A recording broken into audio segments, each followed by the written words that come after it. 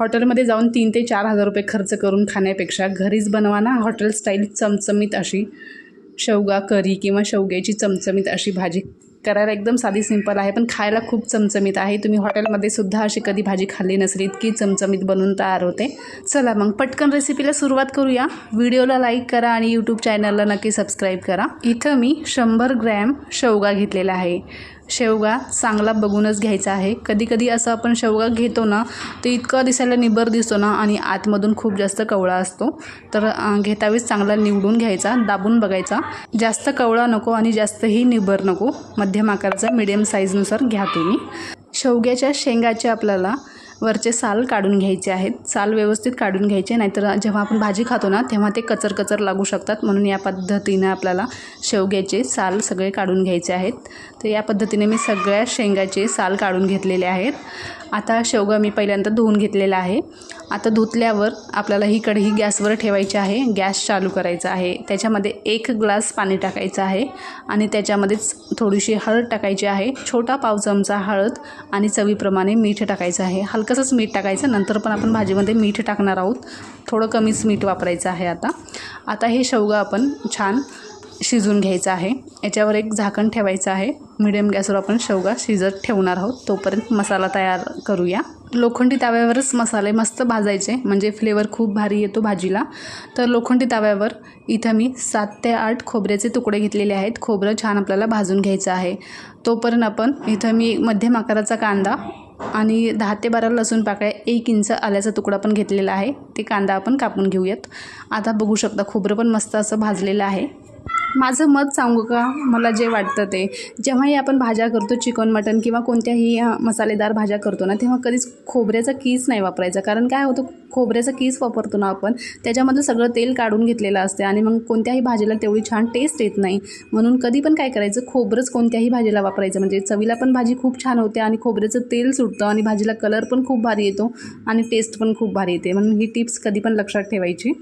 म्हणून खोबऱ्याचा कीस कधीच वापरायचं नाही, हे माझं मत आहे. जर तुम्हाला तुमच्याकडे खोबरं मिळत नसेल तर तुम्ही खोबऱ्याचा कीससुद्धा वापरू शकता. शेंगदाणे आणि तीळसुद्धा आपल्याला या खोबऱ्यासोबत खमंग असे भाजून घ्यायचे आहेत. जे आपण पोहे खातो ना, त्याच चमच्याने 3 चमचे शेंगदाणे घेतले आहेत आणि 1 चमचा तीळ घेतलेले आहेत. 1 विलायची. आता हे मस्त आपल्याला तेल न टाकताच भाजून घ्यायचं आहे. खमंग भाजून घ्यायचं. भाजून झालं की प्लेटमध्ये काढून घ्यायचं आहे आणि थंड करण्यासाठी ठेवून द्यायचं आहे. आता त्याच ताव्यामध्ये आपल्याला आपण जे बारीक कापून घेतलेला कांदा टाकायचा आहे, त्याच्यासोबतच लसूण आणि 1 इंच आल्याचा तुकडासुद्धा टाकायचा आहे. तर आता थोडंसं तेल टाकून आपण हे सुद्धा छान कांदा लसूण आलं भाजून घेणार आहोत. तर 10 ते 12 लसूण पाकळ्या आणि 1 इंच आल्याचा तुकडा आणि मध्यम आकाराचा एक कांदा घेतला होता आणि थोडीशी याच्यासोबतच आपल्याला स्वच्छ धुतलेली कोथिंबीरसुद्धा भाजून घ्यायची आहे. आणि जर तुम्हाला टमॅटोचा वापर करायचा असेल तर हे कांदा आणि लसूण आलं छान भाजलं ना की सोबतच आपण त्याच्यानंतर टमॅटो भाजून घ्यायचा आहे. आणि तुम्हाला वापरायचं असेल टमॅटोसुद्धा तुम्ही त्या भाजीमध्ये वापरू शकता. मी टमॅटो इथं वापरणार नाही. तर कांदा भाजेपर्यंत आपण मसाला आपला थंड झालेला आहे. मसाला आपण पाणी न टाकता मिक्सरला वाटून घेणार आहोत. तर बघू शकता मस्त असा आपला मसाला बनवून तयार झालेला आहे. मस्त खमंग वास येत आहे. खरं सांगते खूप टेस्टी असा मसाला झालेला आहे. आता हे मसाला आपण एका वाटीमध्ये काढून घेणार आहोत. आता कांदासुद्धा मस्त असा भाजून झालेला आहे. तर बघू शकता जास्त डार्क करायचं नाही, एवढंच आपल्याला कांदा भाजून घ्यायचा आहे. गॅस बंद करूया आणि ही सुद्धा आपल्याला थंड करून घ्यायचं आहे. थंड झालं की त्याच मिक्सरच्या भांड्यामध्ये पाणी न टाकता आपल्याला हे एकदम बारीक याची पेस्ट बनवून घ्यायची आहे. वाटणसुद्धा आपलं तयार झालेलं आहे. व्हिडिओमध्ये तुम्ही बघू शकता. माझ्या मिक्सरमध्ये याच्यापेक्षा जास्त बारीक होत नाही, एवढंच बारीक होते. तुमच्या मिक्सरमध्ये अजून जास्त बारीक झालं तरीही चालेल. तर आता शेवगासुद्धा आपला छान शिजलेला आहे. बघू शकता शेवगा छान मीडियम गॅसवरच मी शिजून घेतलेला आहे. जास्त गाळ करायचा नाही. 80 ते 90% आपल्याला शेवगा छान शिजून घ्यायचा आहे, कारण आपण भाजीमध्ये नंतरसुद्धा शेवगा शिजवणार आहोत. तर 80 ते 90% शेवगा शिजलेला आहे. आता पटकन फोडणी देऊया त्याच कढईमध्ये. त्या कढईमध्ये 3 ते 4 चमचे तेल टाकलेलं आहे. शेवग्यासाठी तेल थोडं जास्त वापरायचं, म्हणजे भाजी छान चमचमीत होते. आता तेल छान आपल्याला कडकडीत असं गरम होऊ द्यायचं आहे. आता याच्यामध्ये आपण तयार केलेलं वाटण टाकायचं आहे. जेव्हा मी शेंगदाणे आणि तीळ भाजत होते ना, त्याच्यासोबतच छोटा 1 चमचा मी जिरंसुद्धा भाजून घेतलं होतं, ते सांगायचं राहिलं होतं माझ्याकडून, सॉरी हां.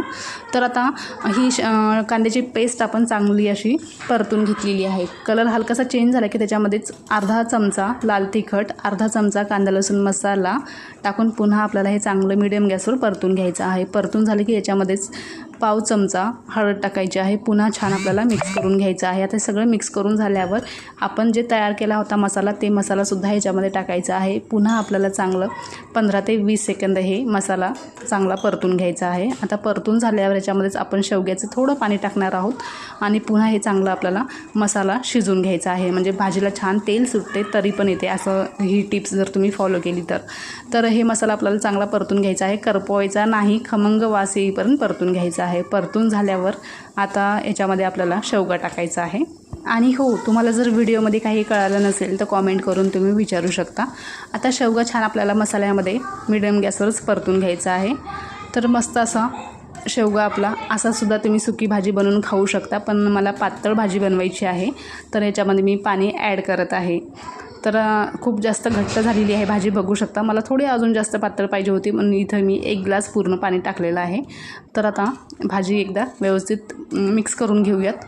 जर तुम्हाला अजून फ्लेवरफुल, अजून मसालेदार भाजी पाहिजे असेल ना, तर याच्यावर मस्त असा एखादा दुकानावर, कोणत्याही किराणा दुकानावर सब्जी मसाला मिळतो बघा, तेच मसालासुद्धा तुम्ही याच्यावर ॲड करू शकता, याच्या फोडणीमध्ये टाकू शकता.